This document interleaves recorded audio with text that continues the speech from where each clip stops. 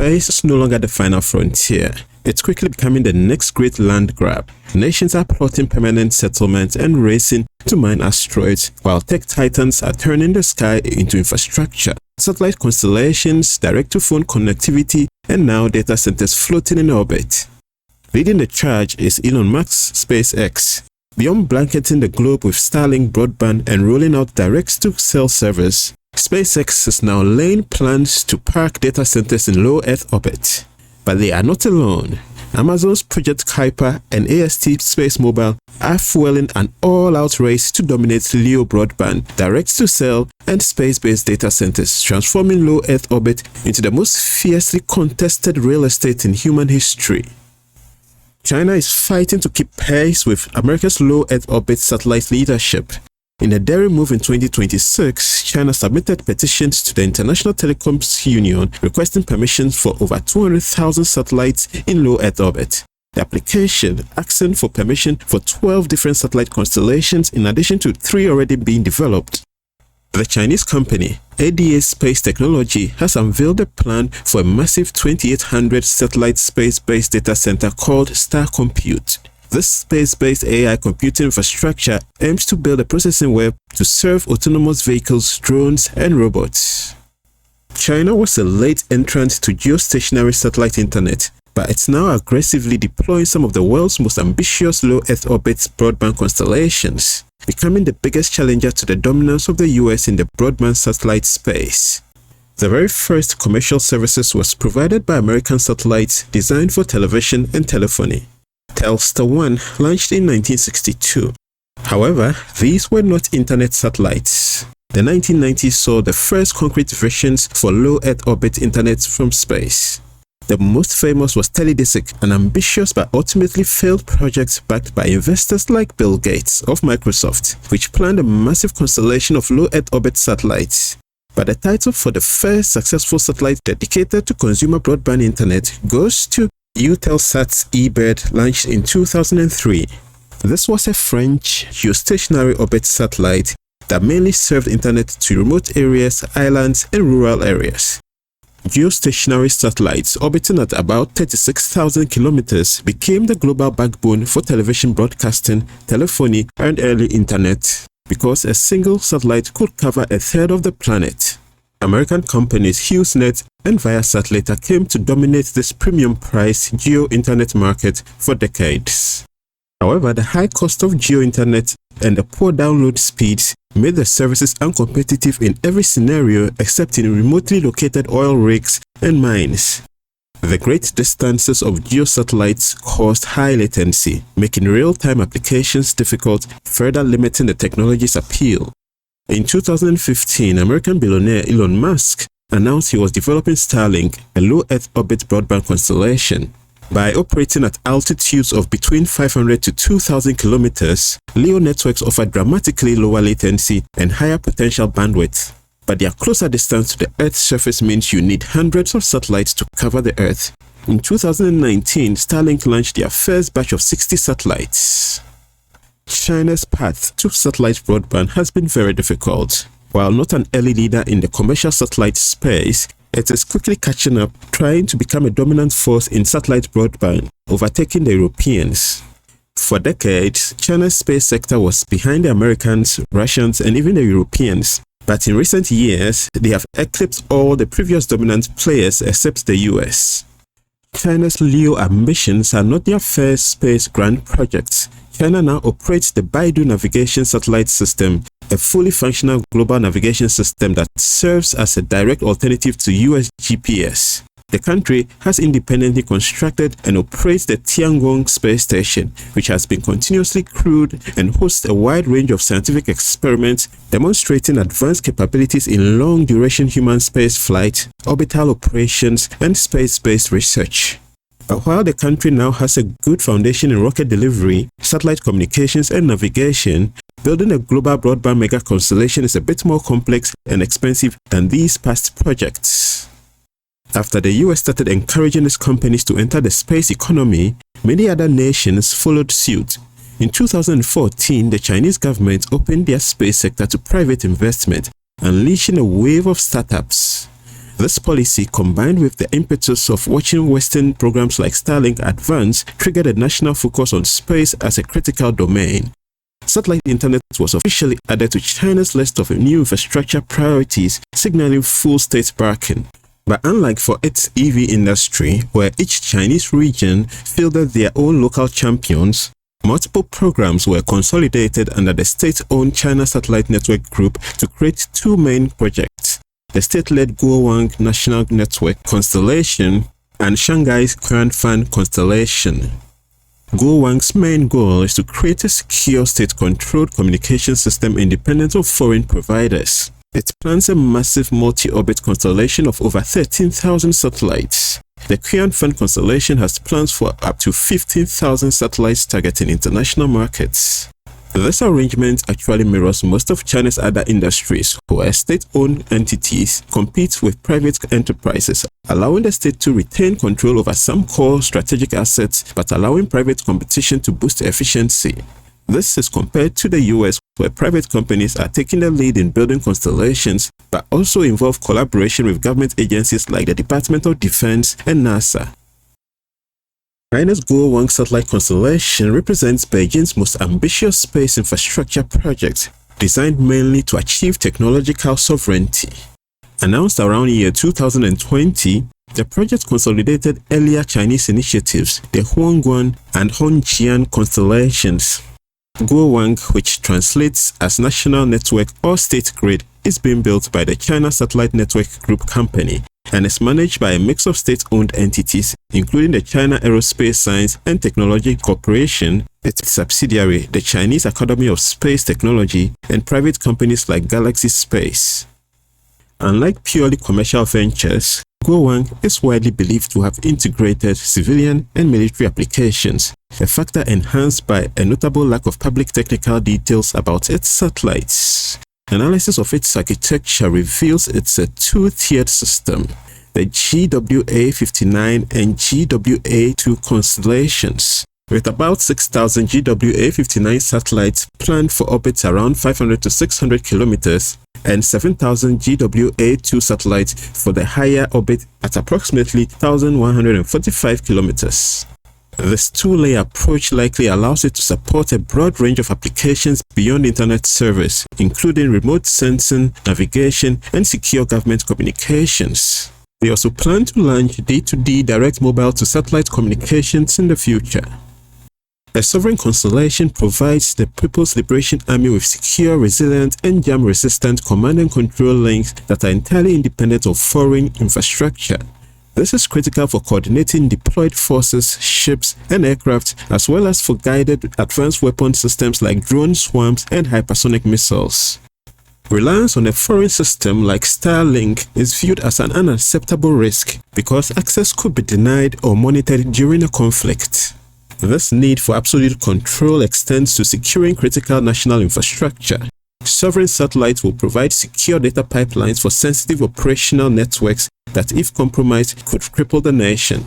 Examples include real-time monitoring and control of nuclear power facilities, the control systems that manage the national power grid and urban heating stations, the ultra-low latency data feeds for financial markets trading and settlement, and the redundant backhaul for national 5G, 6G telecoms backbones. Using foreign satellites for this traffic creates a data sovereignty risk, exposing vital systems to potential interception or sabotage during conflicts.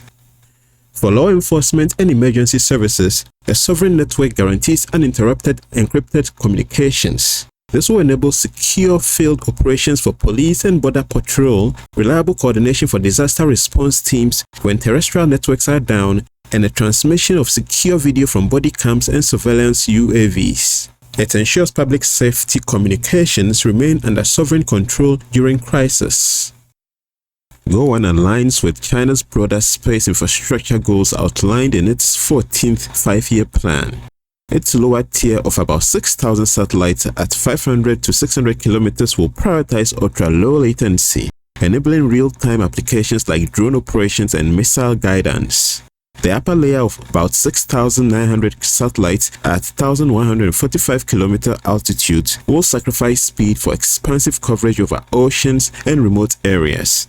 This bifurcated approach will allow China to concentrate high-performance assets over strategic regions like the South China Sea while maintaining global surveillance capabilities.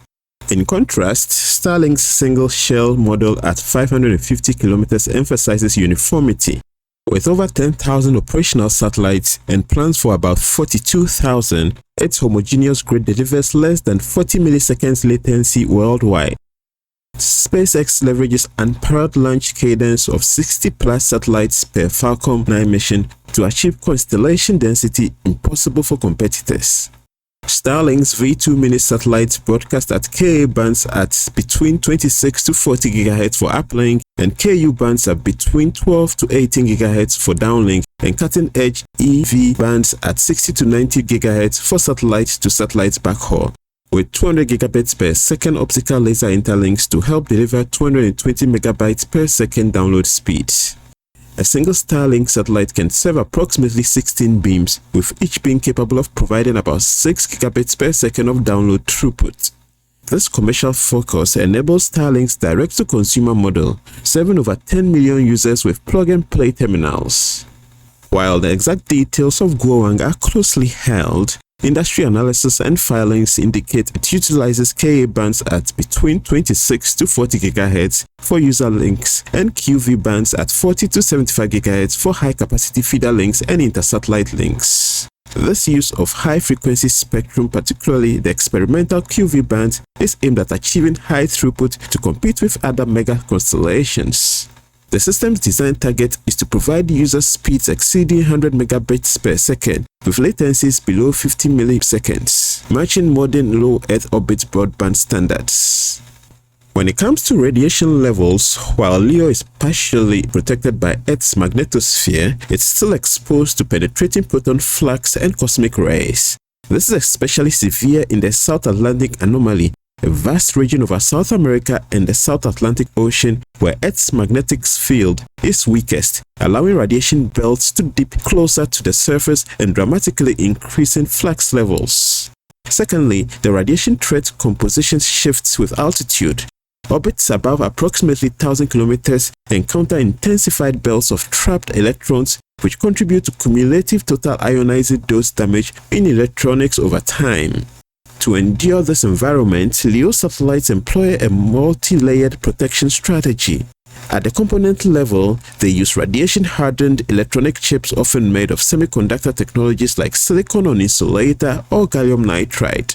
At the system level, critical subsystems are shielded with high-density materials like tantalum or advanced multi-layered composites to attenuate radiation and mitigate long-term damage to sensitive components. This combination of hardened electronics and physical shielding help ensure multi-year operational lifespan of modern LEO constellations. Starlink's 550-kilometer orbit suffers intense atmospheric drag during solar storms, making them susceptible to single-event upsets from proton flux, reducing design life to about 5 years. About 40 satellites were lost in 2022 alone due to unplanned re-entries.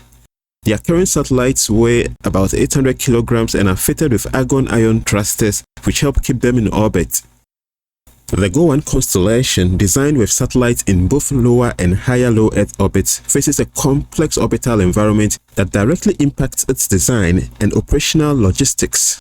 While satellites in its lower tier, at around 500 to 600 kilometers, experience significant atmospheric drag and are within a region of notable proton flux radiation, the satellites in its proposed higher tier, at around 1,145 kilometers, encounter a different set of challenges.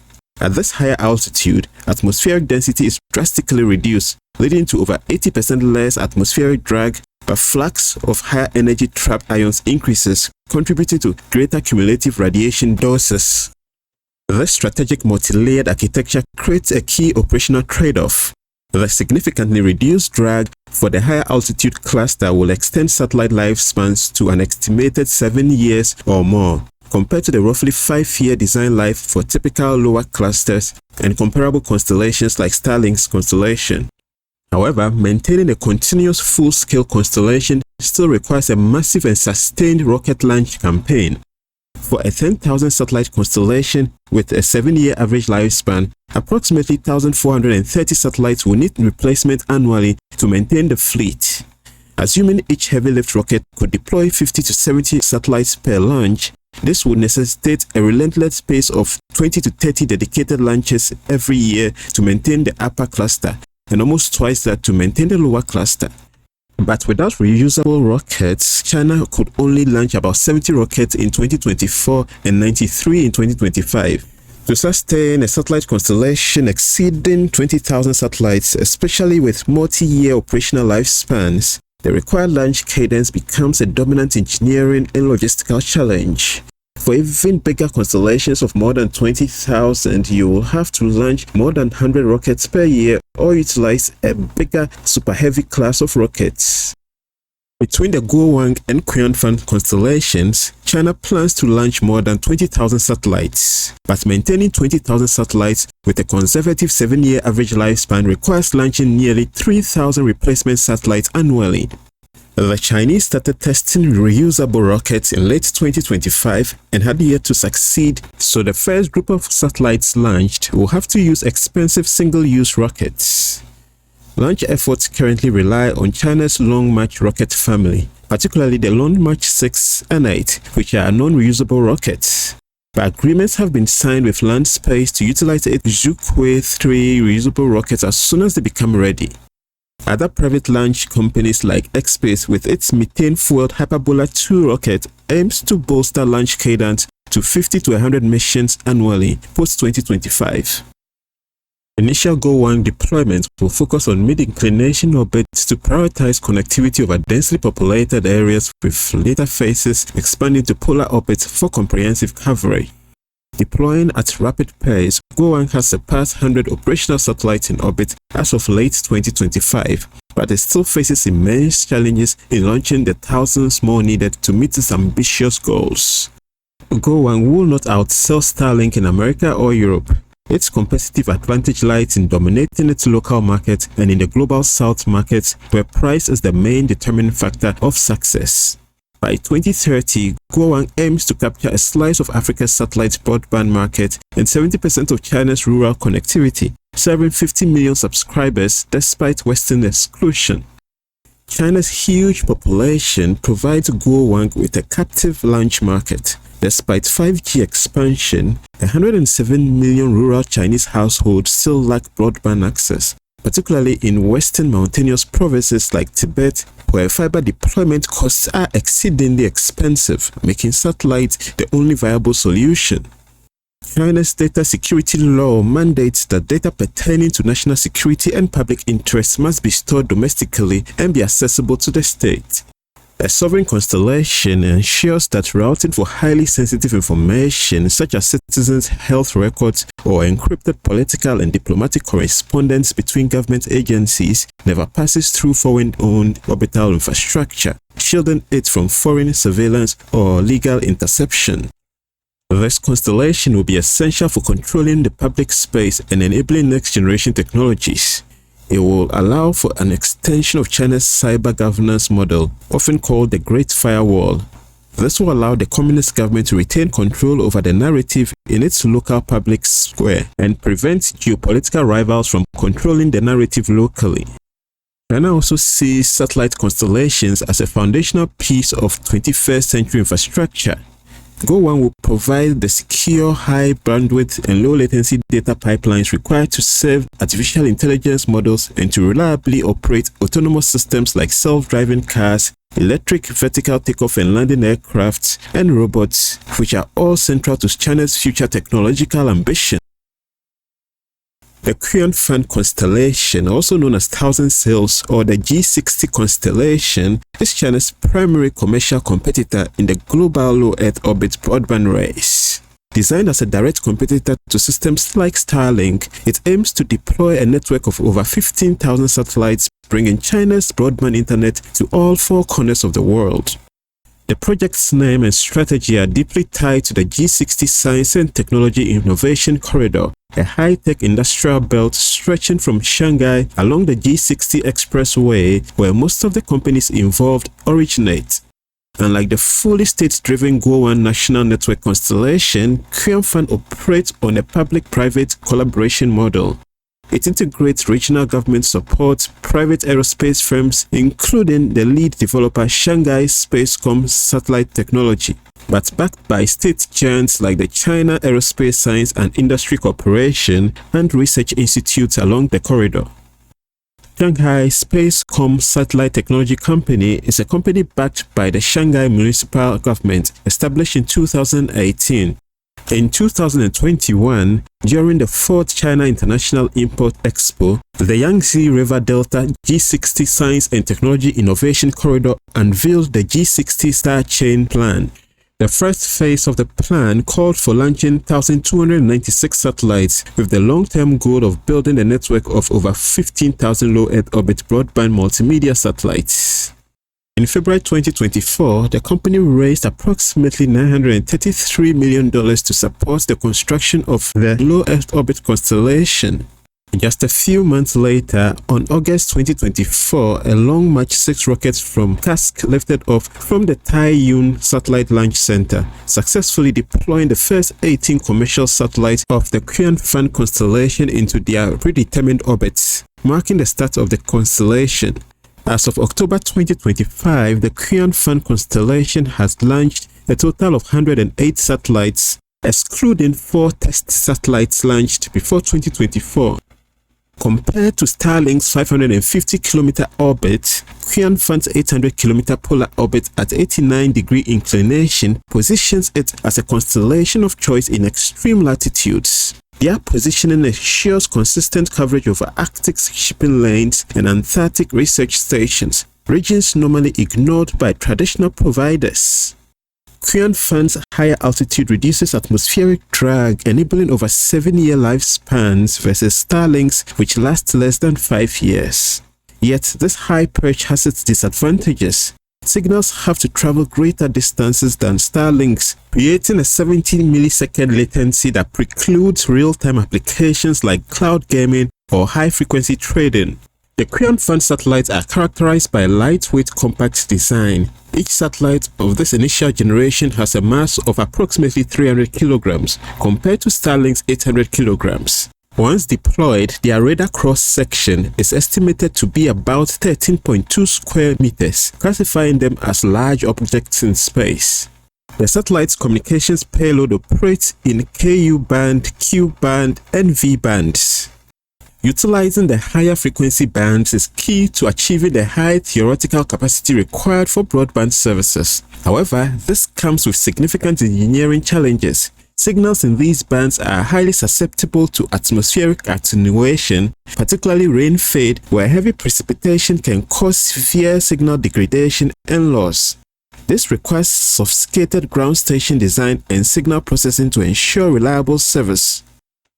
China is positioning its low Earth orbit broadband constellations like Guowan and Qianfan as formidable geo-economic competitors to American providers like Starlink and Amazon. In Africa, where nations are often wary of Western interference, conditionalities, and sanctions, China has established itself as the continent's primary space partner through deep, tangible projects. It has built and launched the first communication satellites for nations including Nigeria, Algeria, and Ethiopia, often with favorable financing. Beyond the satellites, China constructs the necessary ground infrastructure, such as monitoring stations in Namibia and the critical control facilities for Ethiopian satellites. Chinese technology firms, particularly Huawei, have established a significant foundation across Africa by deploying 4G and 5G telecoms base stations. This extensive terrestrial network created natural and strategic on-ramp for introducing complementary Chinese satellite broadband services. For many African governments who want to hedge, especially those with strained relationships with Western powers or facing international scrutiny, this integrated Chinese offer is particularly compelling. It presents a path towards a sovereign broadband ecosystem, a digital infrastructure where they maintain greater control over local internet access and data flows, reducing the dependence on American tech billionaires and influence of Western governments, but leaves them vulnerable to Chinese spying. The Chinese strategy capitalizes on perceived vulnerabilities in the American approach. US providers can be hampered by local regulatory hurdles as seen with Starlink's licensing fight with the South African government.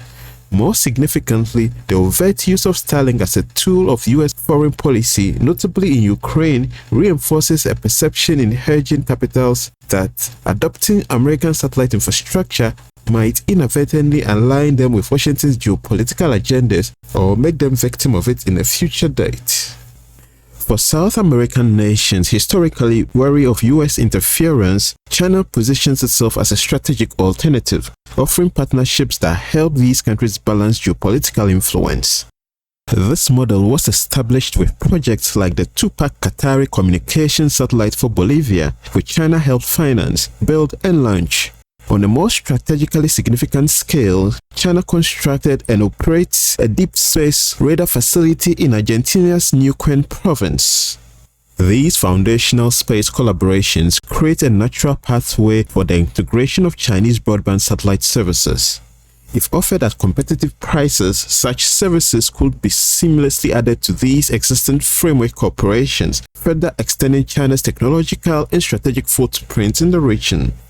China, by officially championing a doctrine of non-interference and coupling its space offers with aligned diplomatic rhetoric, presents its service as a politically safer alternative for nations prioritizing sovereignty and balanced foreign relations. This is particularly compelling for nations in regions like ASEAN and the Middle East, where governments strategically hedge between global powers or face isolation from Western sanctions. For these countries, China presents itself as a reliable second option or sometimes the only available partner. The appeal is multifaceted. It often includes more competitive pricing, an absence of political conditionalities, and a tangible technological transfer such as helping establish local space industries to reduce long-term dependency. A prime example is the satellite assembly and testing plant China helped build in Egypt, which serves Egypt's national projects and other African clients. These space partnerships are frequently bundled with broader digital infrastructure deals from Chinese giants like Huawei, creating a comprehensive, integrated, and strategic attractive partnership package that is difficult for hedging nations to refuse. The deployment of global satellite internet constellations is poised to create a transformative ripple effect, directly improving the quality of life for millions of remote and underserved regions. For a country like Indonesia, with its thousands of scattered islands, satellite internet is the only viable method to connect remote communities, support maritime industries, and enable telemedicine and education without constructing underwater cable networks. Similarly, in nations with expansive deserts like Mali and Chad in the Sahara, or Kazakhstan and Uzbekistan with their sparse populations, a satellite network can provide a blanket coverage for nomadic peoples, critical mining operations, and security patrols along remote borders. In the dense jungles of the Amazon basin in South America, isolated villages and indigenous communities can gain access to the global information grid. For countries with difficult topography like Bangladesh, Sri Lanka, and those in the mountainous regions of Central Asia, satellites bypass the need to build infrastructure over rugged peaks, delivering connectivity directly to valleys and highland settlements. The Qianfan constellation has already demonstrated its capability through successful tests, providing stable video streaming in Malaysia, a nation with a similar mix of peninsular and island geography. He has also conducted demonstrations in the vast open landscapes of Kazakhstan. Furthermore, Qianfan has secured a commercial partnership to provide services in Brazil, targeting its remote regions, and is working with Airbus to develop in-flight connectivity for Chinese carriers. The decision to go for a large number of satellites like Starlink instead of opting for smaller-sized constellations like Amazon Kuiper or Russia's Bureau 1440 brings its own challenges. China is far behind in its plans to deploy the giant constellations of Qianfan. To achieve this goal, they will have to launch more than 30 satellites per month. SpaceX's reusable Falcon 9 rocket launches about 30 satellites at a time and flies an average of twice a week. Without reusable rockets, you have to create a new rocket for each time you launch satellites into orbit. Achieving 15,000 satellites requires 250 plus launches, incurring more than $10 billion in launch costs alone. China's other constellation, Guowang, also needs rockets to launch 13,000 satellites into orbit, which will make rocket availability even more limited. The plan was for Qianfan to reach 648 satellites in orbit for regional coverage by the end of 2025, and their number expanded to 1,296 devices for global communications by 2027. However, its deployment has encountered significant technical hurdles. Early launches suffered significant setbacks, including an upper stage breakup that created substantial orbital debris and issues with satellites failing to reach their operational orbits. These problems, combined with reported difficulties securing sufficient launch vehicles, have delayed the project. By late 2025, it had more than 100 satellites in orbit, putting it roughly on par with Guowang's deployment numbers but behind its own ambitious schedule. For governments, LEO technology is a powerful tool for broadband delivery. In the realm of education, it allows a teacher in a remote Amazonian village in Brazil to conduct interactive video lessons with specialists from major cities, while students in mountainous regions of Bangladesh or on outer islands of Indonesia gain access to digital libraries and standardized curricula. In healthcare, telemedicine becomes a reality. A clinic in rural Kenya can transmit diagnostic images for remote analysis, or a health worker in Lesotho can manage vaccine refrigerator temperatures in real time. E-governance will reach the last mile, enabling citizens in desert communities of Chad or Mali to apply for official documents, access social services, and participate in civic process online. This connectivity simultaneously unlocks immense economic potential by enabling private sector innovation. Financial inclusion will expand significantly as farmers in Ghanaian villages or shopkeepers in remote Sri Lanka will use mobile payments for digital banking, microloans, and insurance via platforms similar to Kenya's pioneering M-Pesa. E-commerce will allow an artisan in Uzbekistan or a coffee grower in Peruvian highlands to access global markets, obtaining fairer prices through real-time commodity data and managed logistics. For agriculture, farmers across Kazakhstan and South America will be able to utilize connected sensors for precision irrigation, monitor crop health via satellite imagery, and receive hyper-local weather alerts, directly boosting productivity and climate resilience. On the personal level, this technology will help bridge profound social distances between the capitals and their remote territories. Critically, it empowers communities to organize, share their perspectives, and participate in national conversations, strengthening the social fabric. Citizens from remote islands and villages will be able to join into social media discussions concerning national issues, culture, and the latest trends. It will enable families separated by migration to maintain close contacts through high-quality video calls. The net effect will be a measurable and holistic improvement in quality of life. Reliable internet in the village will evolve from a luxury to a utility, as functional as electricity. This will lead to better health outcomes through timely medical access and enhanced lifetime earnings through education and stronger, more resilient communities connected to the knowledge and opportunities of the wider world. The Hongyu 3 constellation represents the third and currently furthest behind Chinese player. The project is led by the Blue Arrow Hongqing Technology Company, the parent company of the private rocket firm Landspace. It is the newest entrance among China's mega constellations, having filed its plan for 10,000 satellites with the International Telecoms Union in mid-2024. Blue Arrow Hongqing Technology Limited was established in November 2017 in the Beijing Economic and Technological Development Zone. The company focuses on R&D and intelligent manufacturing of low-orbit broadband satellites and plans to construct a giant constellation. As of late 2025, Hongyu 3 is still in the planning and filing stage, with no satellites yet launched. Its primary distinction is its corporate structure. Its close connection to Landspace is reminiscent of the vertically integrated model used by SpaceX with Starlink and Blue Origin with Kuiper, potentially allowing for streamlined launch services in the future. However, given its late start and the immense resources already dedicated to Guowang and Qianfan, Hongyu 3 faces a steep climb and its future role in China's satellite internet strategy remains uncertain. Honggu 3's single-cell strategy of 10,000 satellites at about 600-kilometer orbit will provide low-latency internet to everyone, especially the remote regions. The constellation's rigidity leaves polar regions underserved, sacrificing global reach for administrative simplicity. This uniform altitude balances coverage across 160 orbital planes, optimizing mid-latitude service for China's Belt and Road partners. The satellite, like most other LEO satellites, will be compatible with 5G NTN mobile services and can be upgraded to provide direct-to-device services.